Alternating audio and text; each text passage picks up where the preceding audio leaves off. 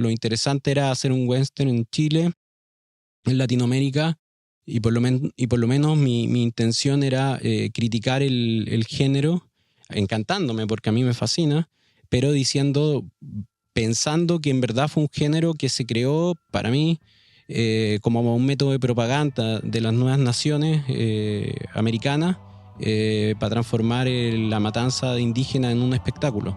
Entonces para mí el cine ocupó un rol propagandístico y es parte del genocidio de los pueblos indígenas y está como manchado con sangre. O sea, es como discutible, pero creo que el cine es totalmente una herramienta de la colonización de América.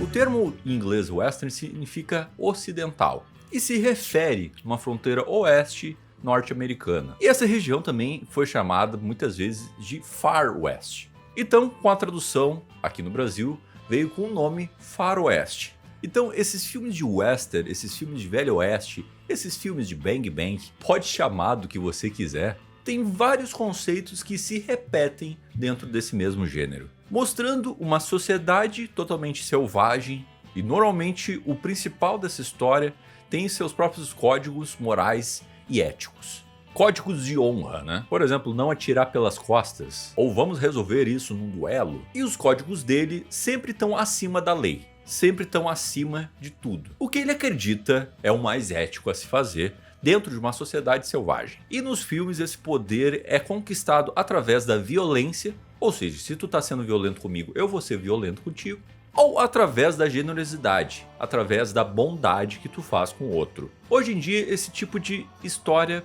acabou perdendo espaço para gêneros mais atrativos para as pessoas. Os filmes de Bang Bang são referenciados em outros filmes, mas não saem novos filmes de western naquela frequência que saía antigamente. E hoje em dia, esse tipo de filme é um risco para a produtora que está produzindo, porque não é tão atrativo para as pessoas hoje em dia. Só para tu ter uma ideia, O Bom, o Mau e o Feio foi um fenômeno na época, e hoje em dia é considerado um dos maiores clássicos. O filme popularizou várias técnicas, várias coisas que muitos outros cinéfilos usaram em seus filmes. E para mim é um dos maiores ápices disso que eu acabei de falar antes. Um herói que age de acordo com suas regras do que é bom ou ruim, através da força e violência, para depois fazer um ato de bondade. Daí ele é considerado o herói dessa história. Então essa história conta a história de 3 pistoleiros, que acontece uma série de coisas que é impossível resumir nesse vídeo em um tempo curto. Mas um filme que eu vi recentemente eu acho muito interessante, que faz um paralelo com esse Bom, o Mau e o Feio.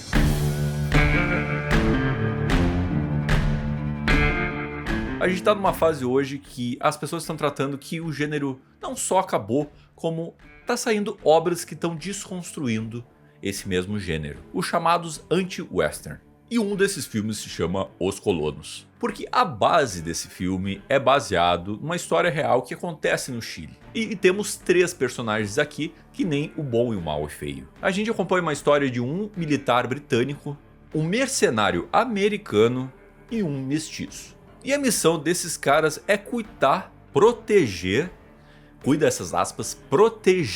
um território de um latifundiário, chamado Mendes. Então esse filme eu acho muito interessante porque ele simplesmente brinca com os arquétipos de um filme específico que eu acabei de falar aqui.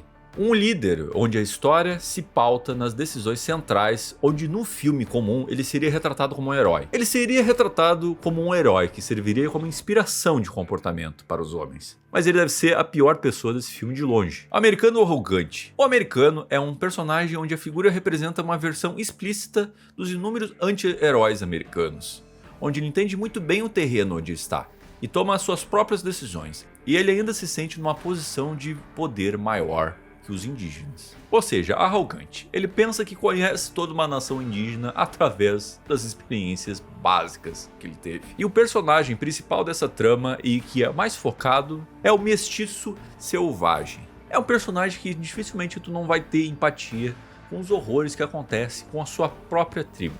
Ele é obrigado a enfrentar de frente com seus próprios olhos ver aqueles homens massacrando uma tribo inteira. Não só a sua tribo, mas também sua nação, sua cultura está morrendo em frente aos seus olhos. E a gente espera uma vingança através desse personagem pelo aqueles que morreram em cima desses homens arrogantes e prepotentes. Mas na verdade ele nem tem força para lutar contra eles. E na verdade ele tem muito medo. Só anos depois ele teve coragem de se abrir para contar essa história violenta e drástica que o filme conta. Então a gente passa o filme todo com a agonia de ver esse personagem não impondo seu lugar em cima desses abusadores, assassinos.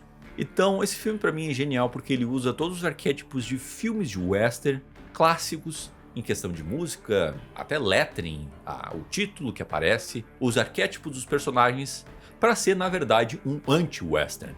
E na verdade no final tu vê que é um filme denúncia de como foi tratado essa história toda. E se tu vê algumas matérias do diretor falando do seu filme, tu vai ter certeza absoluta que esse filme é um anti-western. Então aquele comportamento do americano arrogante, que sabe o comportamento indígena e que conhece o indígena e trata o indígena sempre com esse tom de selvageria. Eu devo eliminar o perigo dali. Foi tratado em inúmeros filmes, que tem mensagens muito erradas hoje em dia. Então, os personagens que são apresentados aqui, que a gente vê uma boa parte do filme, então tanto o militar e tanto o americano arrogante poderiam estar em uma outra história sendo protagonistas. Claro, em uma outra ótica e uma outra visão desse mesmo gênero. Então é uma certa caricatura, uma certa crítica a alguns personagens que já estavam nas grandes telas de cinema. E eu sempre lembro, quando eu penso no gênero Velho Oeste, se morreu ou não, se foi ou não, eu sempre lembro de um jogo chamado Red Dead Redemption.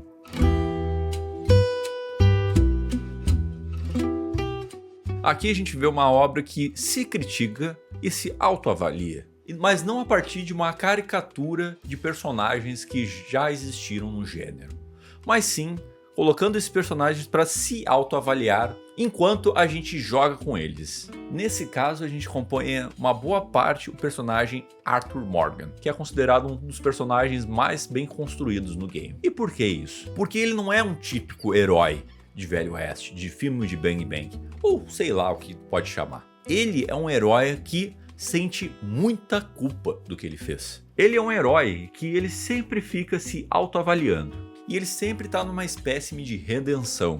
Que ele teve essa iluminação, teve essa percepção que ele tem que ajudar as pessoas de uma outra forma. Porque ele já cometeu inúmeros crimes, ele já cometeu inúmeros assassinatos.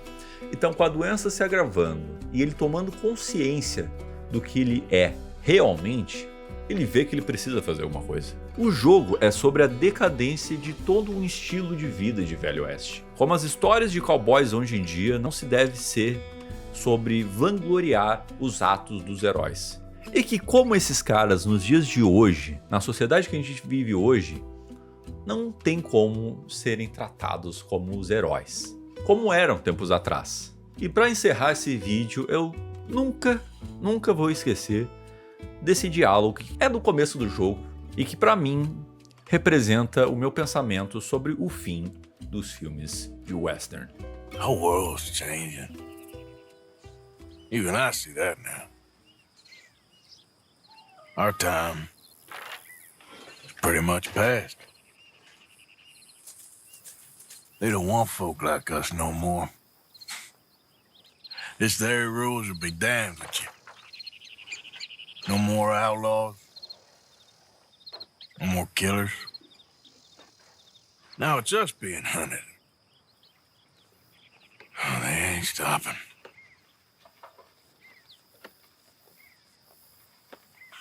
We went and made our choices a long time ago, so I guess we gotta pay for our sins. Oh, Arthur, what a sad world we live in. Well, I ain't sad, Mary Beth. I'm realistic about what's coming. But I keep killing animals needlessly. I don't know. Arthur. Oh, Arthur. You're the only one of these fools knows just how lost he is. Ain't that the truth? Ain't that the truth?